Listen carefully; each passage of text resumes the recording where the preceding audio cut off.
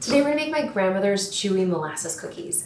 It is a soft, chewy molasses cookie that is rolled in turbinado sugar before it's baked. So you get that really delightful, crispy outside.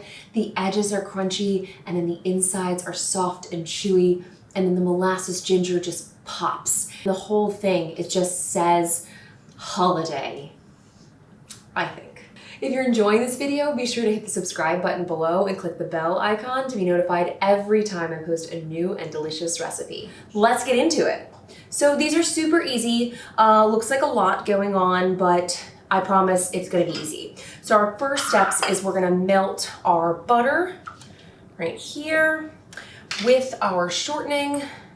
And we're gonna do that over low heat. We don't want it to be hot. We just want to, gently melt it. So I'm gonna go ahead and pop that on low-ish, because we do want it to melt today. And then we're going to finish prepping. So then we're gonna whisk together our dry ingredients. We've got AP flour, baking soda, ginger, cinnamon, I like a lot, and kosher salt. Don't skip it. It's necessary. Whisk those little guys together. Oh, watch the magic as you're like, these are gonna be good. All those spices, molasses, yeah. Okay, done. Set that aside. All right, so it's thinking about melting. Just gonna stir. You don't want it to start to boil or anything, so just we're gently melting. You could totally do this ahead of time before you start doing any of your other things. If you're like, a planner. I see you, I love you. We could be best friends. Okay, so we're gonna do this with a hand mixer. Could you do it in a stand mixer? Totally. Could you do it by hand? Yeah. Okay, a few stubborn pieces of butter. We're gonna wait for them because we must. And then we will proceed. We are pretty much there. It's kind of hard to tell because, well, all the foam. But that's where you want it. I mean, I trust that you know what melted looks like, so hooray. All right, there it is. Now, we've got our sugar just into a bigger bowl that you're gonna mix all the things in. Make sure that it is large enough to hold all of your batter, which I'm looking at right now, and I'm like, is it? I don't know. And then we've got our molasses. I love molasses. Is it not the best holiday flavor? I think it is. And then we're gonna put our butter shortening mixture in here. Just go ahead and pop it all in. If you see that there are some pieces that aren't melted, that's okay. Just go ahead and kind of pop them back on, just those pieces, melt them down, add them with the rest of its friends. Everything's gonna be fine. Go ahead and turn on your mixer. I'm gonna start slow because I'm fully aware that there's a lot of butter, sugar stuff happening, and I don't want it all over me or my counter. You wanna throw caution to the wind, go for it.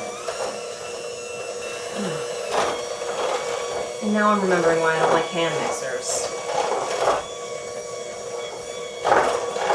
Inefficient. It's a lot of sugar and a lot of butter, so just be patient with it. You do want it to be nice and incorporated before you move on to adding your eggs. So if there's stubborn bits, go ahead and just kind of keep working them in. You can see that I'm tilting my bowl, and that is so that I do not splatter the mixture everywhere because, as expected, my bowl is too small. Okay. I'm not gonna let that deter me though. Look at this, coming together nicely. All right, we're gonna start adding our eggs. So I'm gonna add one egg at a time, just beat it in really nicely. Woo-hoo.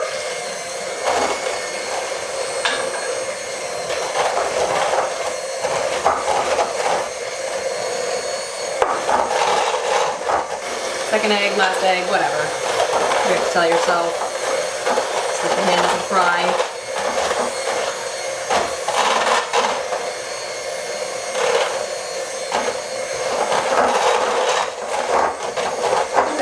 A nice, beautiful, silky mixture going on here in our bowl. So next step, I'm just gonna scrape this down just a little bit. I feel like all this stuff gets on the side, and I'm not loving that, it's not parting with its friends. So I'm gonna go ahead and give it a nice little scrape. The next step is adding our dry ingredients. Are you as nervous as I am that that is going to get everywhere? Yes, so that's fine. Just go ahead, we're gonna do maybe like 3 additions or so because we're being cautious. Yes, cautiously optimistic. And fortunately this mixer turns on low every time, which is its main quality. Best quality. It's its best quality. Speaking. Okay. Man, I can smell the cinnamon and the ginger already, and I am so excited. Yes, I am. Okay, almost all the way in there. So I'm gonna go ahead and start adding my next round here. Okay, feeling good about my bowl at this moment. So things are looking up.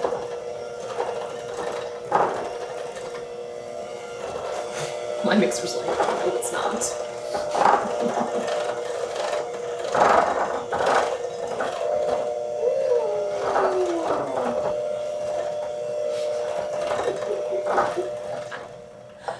Okay.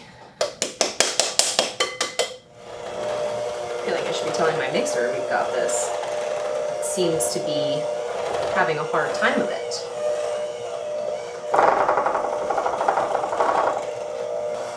Okay.